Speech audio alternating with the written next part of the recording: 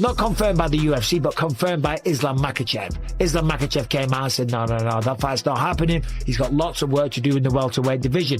Outside of that, I mean, Michael Chandler's ranked number 13. There's Renato Moicano at 10. There's Dan Hooker at number 8. He wouldn't be a bad stylistic matchup for Conor McGregor, but I think it's going to be like an old school throwback and something big and something that's going to blow people away. Dustin Poirier would do that. I think Jorge Masvidal would do that. And certainly a third fight with Nate Diaz, that would definitely blow the roof off. There's a lot of chatter about Conor McGregor making a return, and fans everywhere are buzzing with anticipation about what this comeback could mean. Started as casual talk, has now grown into something much larger than simple rumors.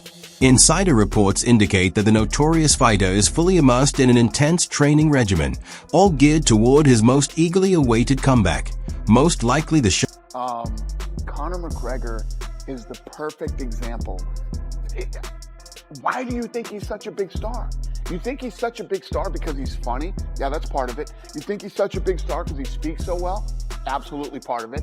And you just keep going down the line of all these things that make him a star. But number one, first and foremost, the reason he is a global superstar and people love this guy is because he's a real fighter.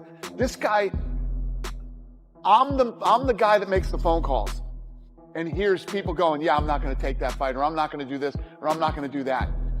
Never has Conor McGregor said, Lorenzo and I were standing in his living room. Kid just woke up, got out of bed, he's in his underwear. Okay? Doesn't even have time to process what's really going on. Looks us dead in the eye and says, I'm going to take a shower and get dressed and work out. Let me know after I'm done working out who I'm fighting. Doesn't care. Right. And that, people feel that. On his most anticipated return yet. Likely House is what everybody's talking about. Big card on June 14th. There's going to be 100,000 people across the street. I'm going to be in there. Who's more likely to fight on that card, John Jones or Conor McGregor? I'll say Conor McGregor. Listen, Why? man, if you're gonna have the biggest fight card of all time, you gotta have the biggest star. About Conor McGregor making a return, and fans everywhere are buzzing with anticipation about what this comeback could mean. Started as casual talk, has now grown into something much larger than simple rumors. Insider reports indicate that the notorious fighter is fully immersed in an intense training regimen, all geared toward his most eagerly awaited comeback, most likely the showdown at the White House event. What's striking this time, though, is the shift in his approach. There's none of the usual flashy theatrics, no over-the-top distractions, and none of the signature pre-fight spectacle that wants to find him. Instead, he comes across as a former two-division champion, stripped of all embellishments, focused entirely on making a powerful return. This isn't about fleeting hype or quick profit. It's a commanding, unforgettable statement on a historic stage, designed to remind the world, with undeniable force, exactly who he is and why he matters.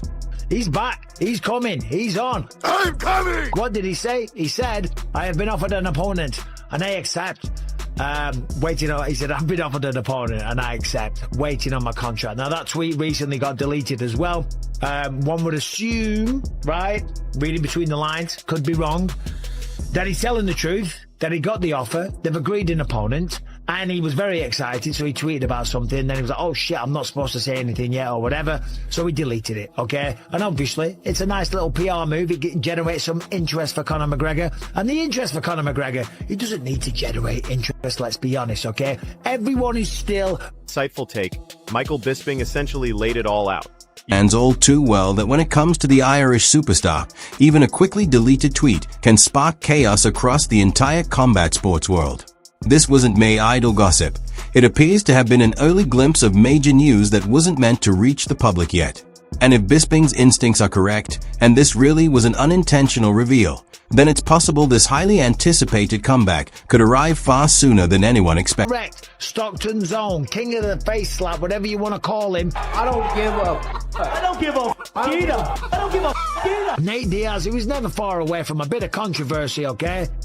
he was talking recently and he said that he's coming back. He's got unfinished business. He's going to take over, that this generation of fighters, they're all crap, and he's going to come in, take over. He's got unfinished work to do. McGregor 3, I want to fight maybe Dustin Poirier if he's championship pussy, and then maybe Mike Perry. We'll see what happens in the future, though. And someone said, what about the White House? He's like, oh yeah, that'd be dope too. Yeah, the White House would be perfect. You're the man. Now, we've talked about this many times. Of course, Diaz and McGregor, they are one apiece. Nate Diaz shocked the world. He wasn't surprised, mother.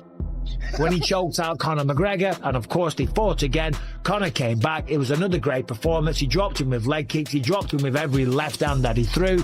But it was a war, and Diaz made him work, and Diaz even had Conor running away at one point because he was getting a little bit tired. But the fact of the matter is that those were two of the most watched fights in UFC history, much like all of Conor McGregor's fights, okay? He is by far and large being offered a sharp perspective, laying everything out clearly, and pointed to McGregor as easily the biggest draw in the sport to support his argument. He revisited the legendary rivalry between McGregor and Nate Diaz, highlighting two punishing battles that captivated audiences and delivered record viewership. Their first encounter shocked fans as Diaz pulled off a stunning submission, while the rematch featured a fist back-and-forth struggle where McGregor's tactical adjustments earned him a hard-fought decision victory, despite Diaz's relentless resistance. If Diaz genuinely wants to settle unfinished business, a point is made repeatedly. This could set the stage for one of the most talked about and monumental fights in UFC history. This house is going down, and Conor McGregor, I think, will be fighting on it, and Jorge Masvidal would be a good matchup, okay? I'd rather watch that than Michael Chandler, respectfully, but Nate Diaz 3? Now, Nate Diaz is still a draw, right? People love Nate Diaz. He has got cult-like status in the mixed martial arts world, just like his brother. And his brother Nick, by the way, he said recently that he's going to come back as well. He said, maybe I was getting it confused, maybe he said this new generation of fighters. He's only 42 years old. He's cleaned up his act. He's been to rehab and stuff like that. Of course, last time we saw him, it wasn't a good look. He was a little bit overweight. I think it was wrong. White House is what everybody's talking about. Big card on June 14th. There's going to be 100,000 people across the street. I'm going to be in there. Who's more likely to fight on that card, Jon Jones or Conor McGregor? I'll say Conor McGregor. Listen, Why? man, if you're gonna have the biggest fight card of all time, you gotta have the biggest star the UFC has ever seen. Suggest that if the highly anticipated White House event does come together, Conor McGregor is expected to take a leading, unmistakable role. Bisping even floated Jorge Masvidal as a potential opponent, while also acknowledging the widely rumored matchup with Michael Chandler. At the same time, Diaz still commands star power and seems eager to return to the spotlight, which adds another layer of excitement.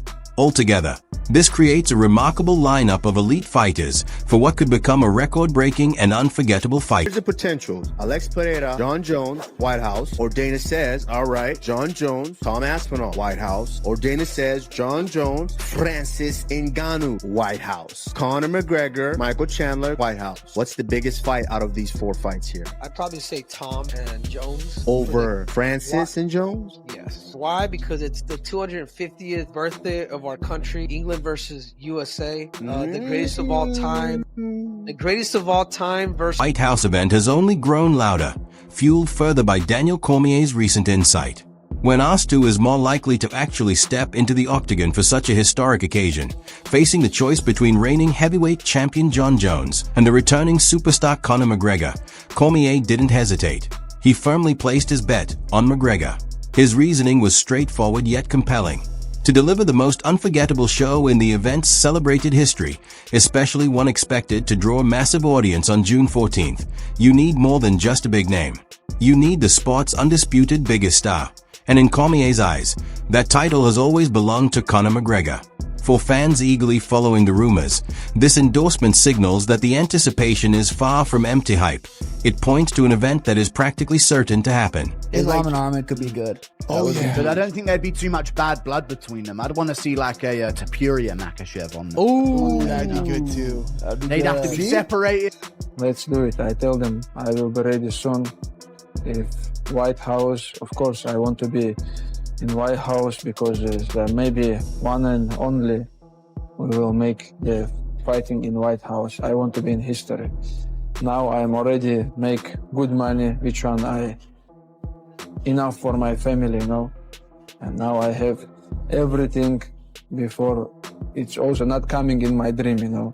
Now I just ready, you know. I training every day, still hungry, still fighting, still want to be. Henry Cejudo, Olympic gold medalist and two-division UFC champion. When asked which matchup would stand out most on the historic White House card, he didn't hesitate, favoring a clash between Tom Aspinall and Jon Jones over the much-discussed Francis Ngannou versus Jones dream fight. His reasoning goes beyond the individual fighters, pointing to the broader symbolism. The nation's 200th anniversary, a nearly poetic representation of England versus the United States, pitting a legendary figure against both the present and future of the heavyweight division. Cejudo describes it as a true collision of eras, a matchup with a legacy that's already undeniable, even before the first strike lands, and one that could mark a pivotal moment for the sport of mixed martial art. On the surface of it, that seems like a plausible claim.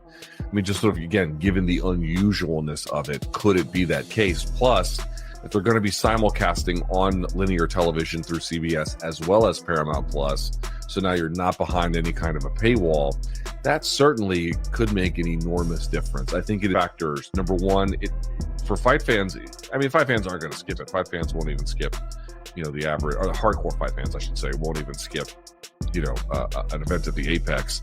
But to get the casual fan, I do think that some level of matchmaking will matter here, some level of it, right? I mean, they couldn't just put nobody's on that card and then have it there and it would be the biggest event in UFC history. I don't think that's quite right. However,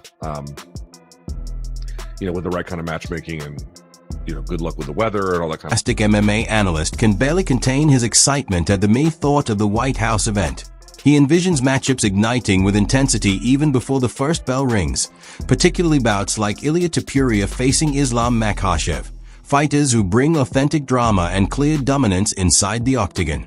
Every movement would draw viewers in, leaving them on the edge of their seats, captivated by the skill, the tension, and the ever-present possibility of chaos erupting at any moment. He can't help but grin at the sheer number of electrifying scenarios, knowing that to an expert's eye, these contests perfectly capture the essence of the evening, ensuring the conversation about the fights will continue long after the octagon lights go down.